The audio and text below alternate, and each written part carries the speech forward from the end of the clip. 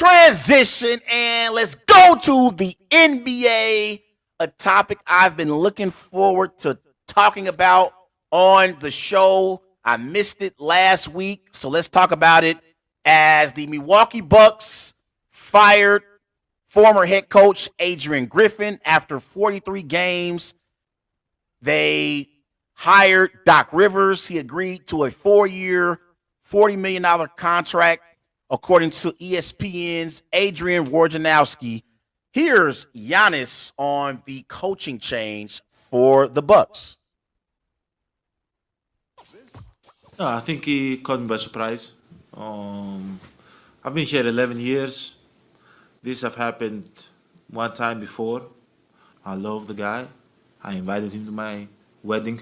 I talked with him. I was coached by him, and we did very, very, very well. I gotta trust the front office. I gotta trust the ownership group that they can see the bigger picture. My job is to be the best version of myself, to lead this team out there and help win games. And their job is to create the best team possible and the best atmosphere around the team possible.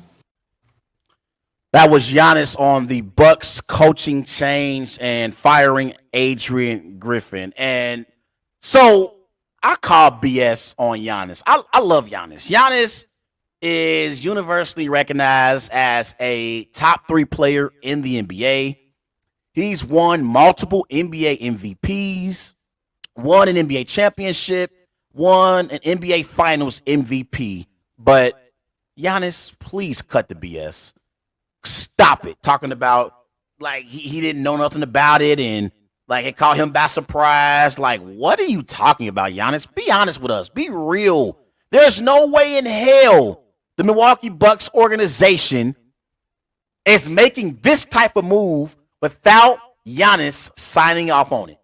Let's be very, very clear about that. Before I even get to how I feel about the Milwaukee Bucks firing Adrian Griffin, I have to be real and do my job and call Giannis out on his BS. Giannis, stop it. You knew damn well that Adrian Griffin was going to lose his job. Stop acting like you are just caught by surprise or can't believe it happened. Stop it. Cut the BS. Cut the BS. Like, we got to stop this. There's no way in hell the Milwaukee Bucks would make this type of move without Giannis signing off on it. Make no mistake about it. With that being said, I was not surprised that the Milwaukee Bucks made this move because there's been rumors all season long about Adrian Griffin and his inability to connect with his players. Now, the thing is with the Milwaukee Bucks, they've been complaining about their defense, right? They've complained all season long about how they've been a bad defensive team. And the numbers do back it up. This is the 2023 season. Well, last year. This is last year compared to this year, the Bucks defensive ranks. Last year, defensively, they were ranked second in the NBA. This year, they're ranked 16th. Last year, their defensive efficiency was 4th. This year is 22nd. Their points per game last year was 14th. This year is 25th. But everyone knew when you traded for a Damian Lillard and you let Drew Holiday walk out of the door, everyone knew you were trading defense for offense. We all knew it. Everyone knew it. When you move off of a Drew Holiday and you bring in a Damian Lillard, clearly you are accepting that, okay, we were a defensive team in the past, but moving forward, we're going to be an offensive team. This is common sense. So what the hell did the Milwaukee Bucks expect from a defensive standpoint when you trade Drew Holiday and bring in a Damian Lillard? What did they expect? These were going to be the results. These are going to be the results. So I don't blame Adrian Griffin one bit for the Bucks' defensive struggles when he was the head coach at all. I don't blame Adrian Griffin for them struggling defensively. What the hell did you expect? We knew this was going to happen. That's my first thing. Secondly, I was shocked that they fired Adrian Griffin. Well, I said earlier I wasn't shocked. I was, but I wasn't, because I knew they were having. I was shocked that he got fired, but I knew that it was a possibility that there was going to be a change, because we've seen this happen before. It happened with LeBron in Cleveland with David Blatt. Remember, David Blatt had led the Cavs to the finals, and I think they lost that finals that year, but they fired David Blatt a year later. LeBron wasn't feeling David Blatt. And in the NBA, unlike the NFL, it's a players' league. And if a player doesn't like his head coach, or they don't have a great relationship, then management will consider making changes. And that's what the Milwaukee Bucks did here, and that's what the Cleveland Cavaliers did in Cleveland with LeBron James. But the thing is, I think LeBron's situation in Cleveland is similar to Giannis' situation with the Bucks, because they're a small market team, like the Cavs were a small market team. And now that Aaron Rodgers is out of the state of Wisconsin, Giannis is the biggest star in Wisconsin. And so the Milwaukee Bucks are doing everything possible to keep Giannis happy and keep him in Milwaukee. Because I thought when LeBron was in Cleveland, even though LeBron had ties to Cleveland and ties to that area, I felt like LeBron kind of became too big for Cleveland. And I'm starting to feel that way with Giannis. Giannis has become too big for Milwaukee. And so I think the Bucks organization, they saw Giannis and Adrian Griffin at odds, and they disagreed about different things. And so they said, we're not going to even risk Giannis being frustrated and risk the possibility of losing Giannis. So we're going to get rid of Adrian Griffin and bring in Doc Rivers, someone that Giannis, I know for sure, signed off on. For sure. So I think, again, similar to LeBron while he was in Cleveland, Giannis is at that point in his career where he's in a small market, and the Milwaukee Bucks organization, similar to the Cleveland Cavaliers organization, they know we could lose Giannis the same way the Cleveland Cavaliers lost LeBron.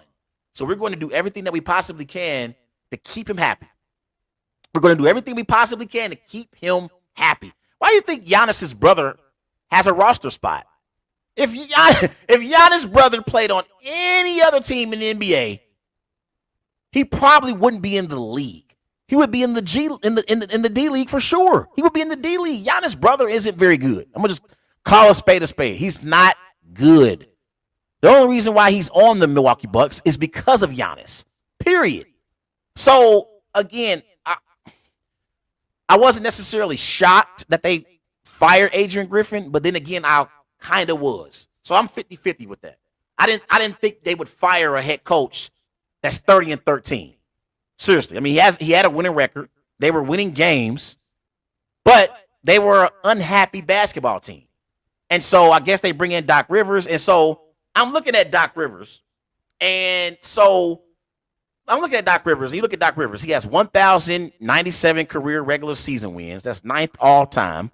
111 career playoff wins. That's fourth most all time. Obviously, he won a championship in 08 with the Celtics. And he hasn't had a losing season since the 2006 season with the Celtics. He is in his 25th consecutive season as a head coach. The second longest streak all time behind Greg Popovich, right? But even though the Bucks moved off of Adrian Griffin, my question was, who are you going to replace him with? And to me, bringing in Doc Rivers doesn't give the Bucks a great advantage to win the NBA championship this year. I have seen multiple times in the playoffs where Doc Rivers has came up short. It happened with the Clippers in the bubble. Remember the Clippers? They were up 3-1 over the Denver Nuggets. and they allowed the Denver Nuggets to overcome a 3-1 deficit and get to the Western Conference Finals. Remember, we were excited because we were thinking, man, we're going to get a chance to see Kawhi Leonard, Paul George against LeBron, Anthony Davis in the conference finals in the bubble. And they lost a 3-1 lead in that series. And there's been multiple occasions where Doc Rivers has had a 3-1 lead, a 3-2 lead, and it's came up short. I don't think there's a coach in NBA history who has lost more 3-1 leads than Doc Rivers. It happens time and time again. So my question is, how great is Doc Rivers as a head coach? I know he's a great guy. He's forgotten more basketball than I know. But how successful has Doc Rivers really been? He hasn't won a championship since 2008. And it's not like Doc Rivers hasn't had talent. He had talent on the Clippers with Paul George and Kawhi Leonard. He had talent on the Philadelphia 76ers with James Harden, with Joel Embiid. So why hasn't Doc Rivers won a championship since 2008? Why? I think he gets out-coached when it matters the most. And so for me, if you want to move off of Adrian Griffin because he doesn't have a great relationship with his players, fine. But to bring in Doc Rivers, in my opinion, that was a mistake. Because I don't believe Doc Rivers tips the scale for the Milwaukee Bucks to win an NBA championship this year. I still think the Boston Celtics are better than the Milwaukee Bucks. And the way the Philadelphia 76ers are playing, they also could beat the Milwaukee Bucks in a 7-game series in the playoffs. Miami, they just traded for Terry Rozier. So if Miami played Milwaukee in the playoffs, that would be a toss-up. So I just don't think that Doc Rivers is going to help the Bucks be a true championship contender. I don't think you're upgrading significantly, bringing in Doc Rivers and sending Adrian Griffin out the back door. I don't think you're upgrading as a basketball team. I don't. And I love Doc Rivers. I thought Doc Rivers, did a great job as a head coach when he was the Boston Celtics head coach. He was great with the Clippers and the Sixers. But when it mattered the most, I've seen Doc Rivers get out-coached time and time and time again in the NBA playoffs. We've seen it. And so I don't know if the Bucks are going to be great because of this move. Doc Rivers was a consultant with Adrian Griffin while he was the head coach as well. And so I kind of feel like looking at the situation, the Bucks had this plan all along. They had this plan all along. But also another thing that I thought was important, Terry Stotts. He used to be the head coach in Portland, and he coached Damian Lillard multiple seasons with the Portland Trail Blazers. Before the season even started, Terry Stotts stepped down. And so I thought that was also something that was significant that we didn't really pay much attention to at the time. But now we know why. And so, yes, Adrian Griffin didn't have the greatest relationship with his players, but the man was 30-13. He was 30-13. And defensively, when you trade defense for offense and you trade Drew Holiday for Damian Lillard, you're going to struggle defensively. But bringing in Doc Rivers, I don't think that was the right answer. I don't. And that's the main thing when you have a coaching change. What is your solution? I don't think this was the right solution. And I don't believe Doc Rivers is going to make the Bucks a top 5 championship contender in the NBA. I think I would take the Celtics over them right now. I probably would take the Sixers and the Heat, the Nuggets. Suns have been playing great basketball lately. But maybe by season's end, that could change.